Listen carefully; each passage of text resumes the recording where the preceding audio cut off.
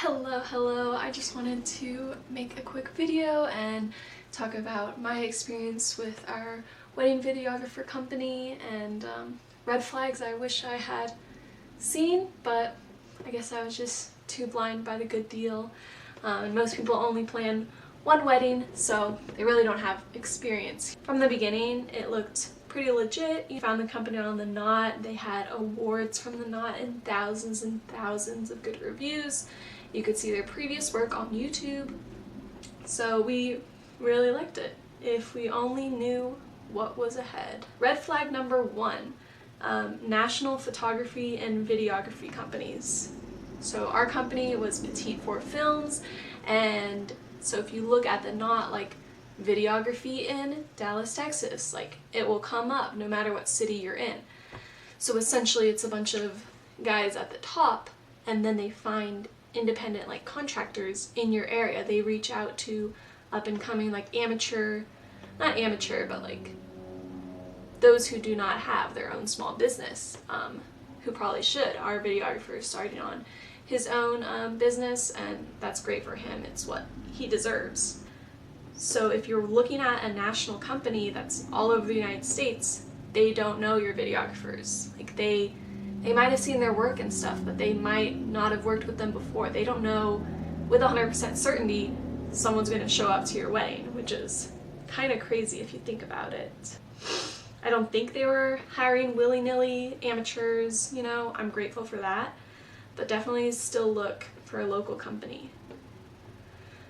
Red flag number 2, significantly lower prices for your areas. My husband and I weren't sure if we were going to do a videographer. We didn't know if it was going to fit in the budget. We know some people do, some people don't.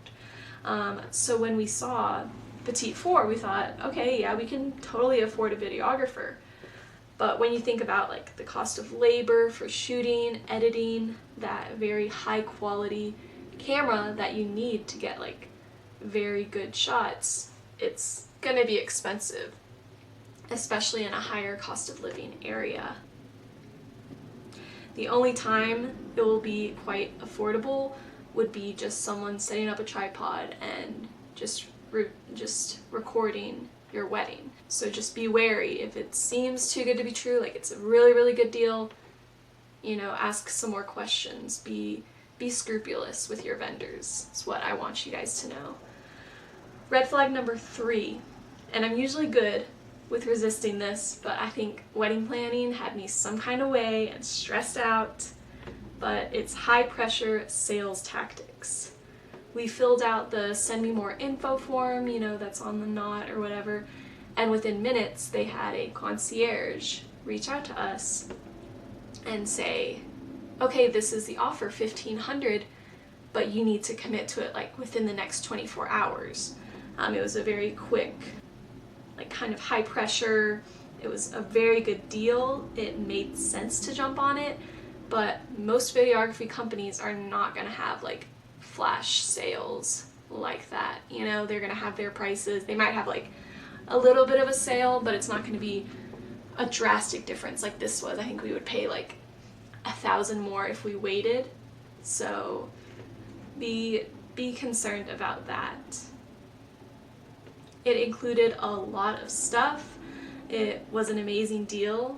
We didn't receive everything that we signed up for in that package, but it seemed like a great deal. We had no reason at that point to think anything was wrong.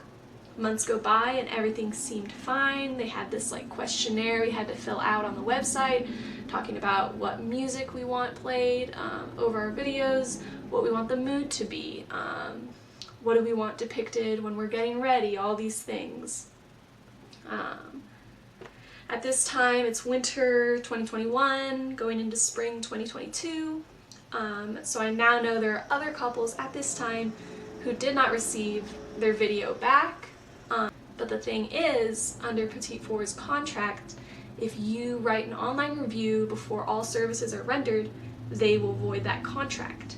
So there's a bunch of brides who hadn't received their videos, but were too scared to post anything about it because they were afraid okay, I'll never get them if I post this review too early. So there are definitely some brides out there who wanted to tell the world Petit Four was in violation of their guaranteed 90 days or it's free. I'm not sure if this is a red flag or not to have that in your contract. I'm not too familiar with wedding vendor norms and stuff like that, so please let me know if you guys know if that's a red flag or not.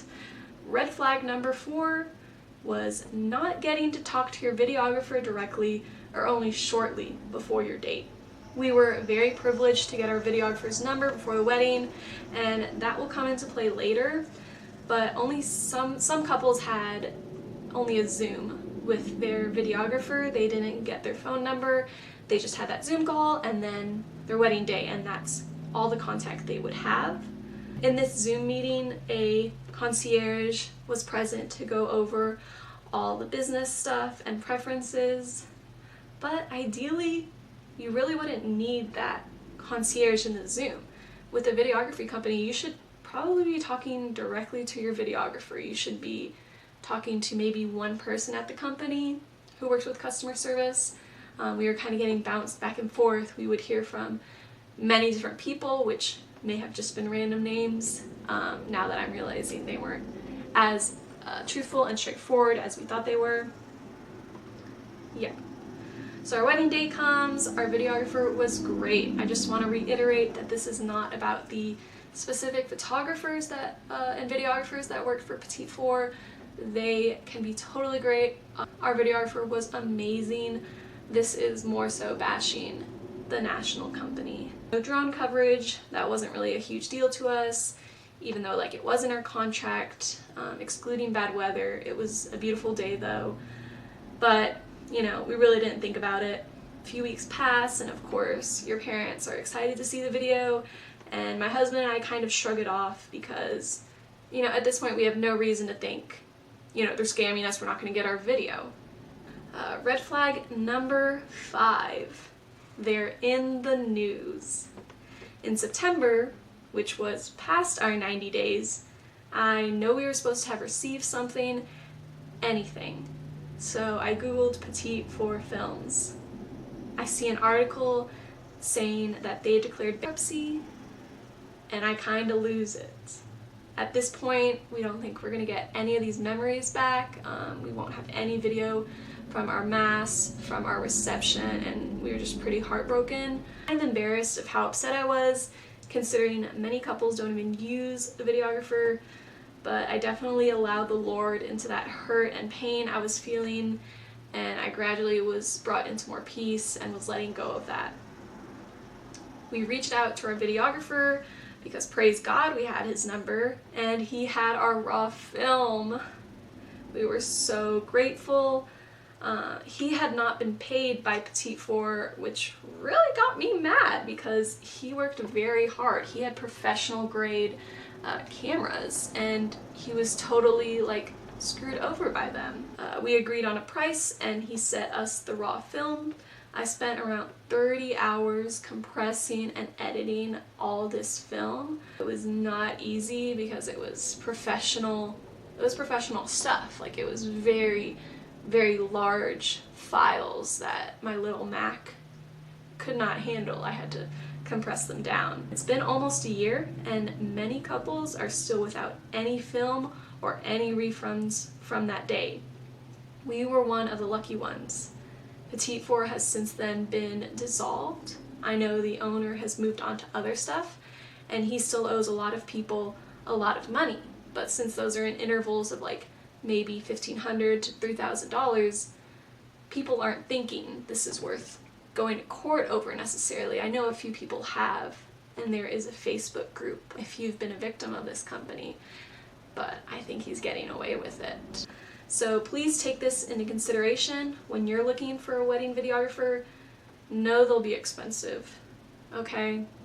Be very wary of like very inexpensive vendors, because you're usually gonna get what you paid for. If it's too good to be true, it usually is. I truly regret not spending a little more, and knowing that I was speaking to a small business, and knowing like, okay, this is the videographer that will be there on my day. that's going to give you a lot of reassurance that's worth paying more money for. Not hiring a national company with no direct connections to who's going to be there on your big day. So shop small, go for that smaller business. And I hope this helps someone out there in their wedding planning journey, just to be cautious and look out for these red flags.